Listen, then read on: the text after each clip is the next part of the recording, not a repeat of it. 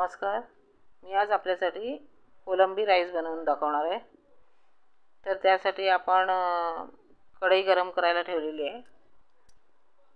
हे मी एका माणसासाठी 4 अंदाजाने करायला घेतले. तर ते आपली कढई गरम झाल्यानंतर आपण त्याच्यामध्ये तेल घालून घ्यायचं.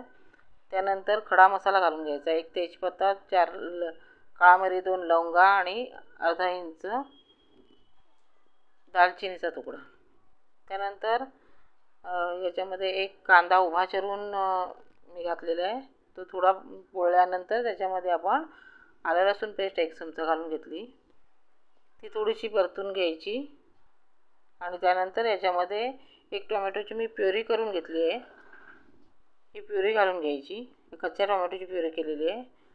त्यामुळे हे चांगले परतून घ्यायचे, कारण यातला कच्चापणा निघून गेला पाहिजे. त्यासाठी तेल सुटेपर्यंत हे चांगलं परतून घ्यायचं. माझी रेसिपी तुम्हाला आवडली तर नक्की लाईक करा, शेअर करा, सबस्क्राईब करा आणि बेल आयकॉनचं बटन दाबायला विसरू नका, जेणेकरून माझ्या येणाऱ्या नवनवीन रेसिपी आपल्यापर्यंत पोहोचू शकतील. त्यानंतर हे मी अर्धा पेला तांदूळ घेतलेले आहेत. अर्धा पेला म्हणजे जवळजवळ 100 ते 125 ग्राम हे तांदूळ असतील. ते एका माणसासाठी एवढे पुष्कळ होतात. तर हे तांदूळ मी धुवून तिथलं पाणी काढून घेतलं आहे आणि ते फक्त 5 ते 10 मिनटं अगोदरच आपण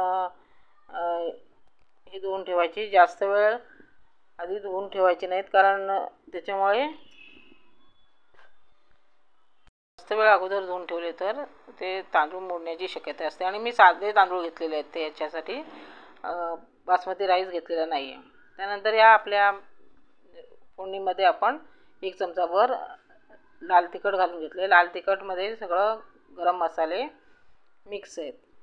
जर तसं नसेल तुमच्याकडे तर अर्धा चमचा तुम्ही मिरची पावडर, पाव चमचा धना पावडर आणि पाव चमचा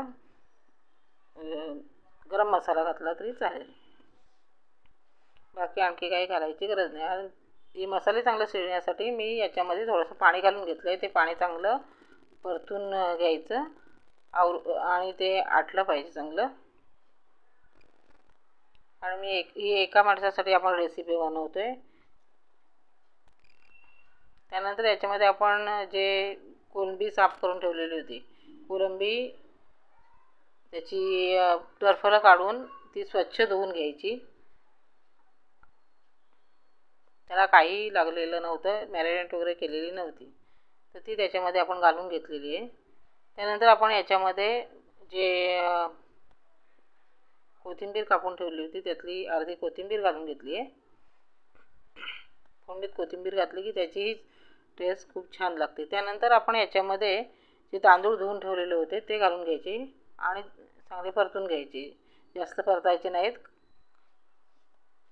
अशा प्रकारे थोडेसे परतून घ्यायचे ते तांदूळ. पुन्हा सांगते मी, माझी रेसिपी तुम्हाला आवडली तर नक्की लाईक करा, शेअर करा, सबस्क्राईब करा आणि बेल आयकॉनचं बटन दबायला विसरू नका, जेणेकरून माझ्या येणाऱ्या नवनवीन रेसिपी आपल्यापर्यंत पोहोचू शकतील. त्यानंतर हे पाणी मी गरम करून ठेवलं होतं. अर्धा पेला तांदळासाठी हे मी जवळजवळ 1.25 पेले पाणी गरम करून ठेवलं होतं. आपण नेहमी 1.5 पेला घेतो, पण हे तांदूळ जुने असल्या कारणाने पाणी जास्त लागतं. जर तांदूळ नवीन असतील तर पाणी 1.5 पेलासुद्धा लागणार नाही. तर हे जुने तांदूळ आहेत, त्यामुळे पाणी मी जास्त ठेवलं होतं. त्यानंतर याच्यामध्ये चवीनुसार मीठ घालून घ्यायचं आणि हे पाणी आटत आल्यानंतर असं थोडंसं राहिल्यानंतर त्याच्यावर आपण झाकण ठेवायचं आणि गॅसची फ्लेम स्लो करून हे 5 मिनटं वाफवून घ्यायचं. अशा प्रकारे आपली रेसिपी तयार. माझी रेसिपी एकदा तुम्ही नक्की करून बघा आणि तुम्हाला नक्की आवडेल. त्यानंतर आपण राहिलेली कोथिंबीर वरती घालून हे सर्व करायचं. थँक्यू.